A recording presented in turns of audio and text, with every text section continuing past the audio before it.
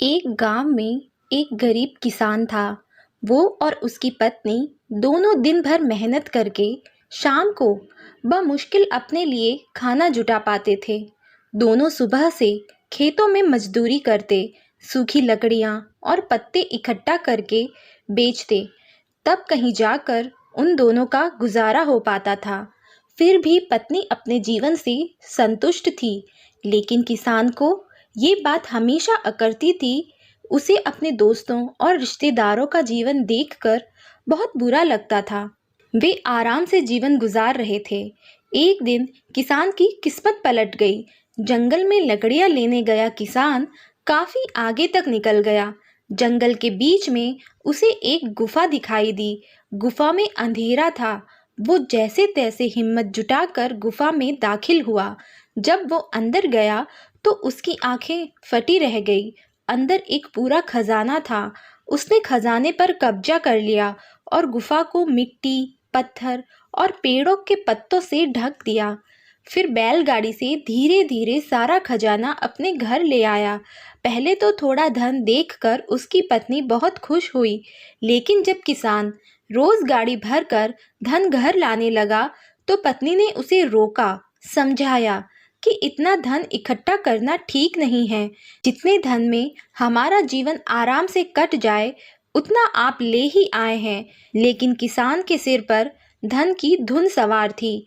उसने नया घर खरीद लिया, नौकर चाकर रख लिए, पूरे खजाने को अपने घर में सुरक्षित करके रख लिया। धीरे धीरे उसके धनवान होने की बात दूर दूर तक फैल गई। कई लोग रिश्तेदारियां निकाल कर उसके पास आने लगे, उसे इज्जत देने लगे। वो भी धन के अभिमान में उसे बुरी आदतें लग गई।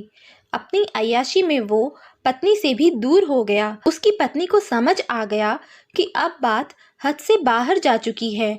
वो उसे छोड़कर चली गई। किसान नगर सेठ हो चुका था। उसे उसके जाने का जरा भी दुख नहीं हुआ। समय बीतता रहा, उसकी अय्याशियां जारी थी।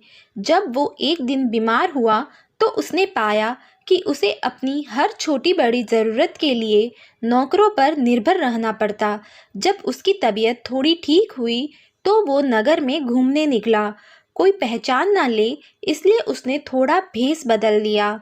उसने सोचा क्यों ना अपने बारे में लोगों से पूछा जाए। घर आकर तो लोग बहुत तारीफ करते ही हैं। उसने एक आदमी से पूछा कि नगर में जो अमीर आदमी रहता है उसके बारे में क्या सोचते हो। उस आदमी ने कहा, वो तो बेचारा बदकिस्मत आदमी है। किसान ने पूछा, क्यों बदकिस्मत कैसे? उसके पास तो बहुत धन है, राजा की तरह रहता है। वो आदमी बोला, भाई, जब वो गरीब था तो उसकी पत्नी उसके साथ रहती थी। वो बहुत समझदार और भली थी। गरीबी में भी उसका पूरा साथ देती थी, पूरी मेहनत करती थी। लेकिन उस किसान के पास बहुत धन आ गया तो पत्नी भी उसको छोड़कर चली गई। ना घर में पत्नी है, ना बच्चे। इतना धन आ गया तो ना घर में कोई उसका सुख उठाने वाला है, ना ही उपयोग करने वाला। उसे तो छोटे छोटे कामों के लिए भी नौकरों के भरोसे रहना पड़ता है। जब पैसा नहीं था तो पत्नी साथ देने के लिए थी, लेकिन जब पैसा है तो पत्नी चली गई। ऐसा आदमी बदकिस्मत ही तो है। किसान को अपनी गलती समझ आ गई।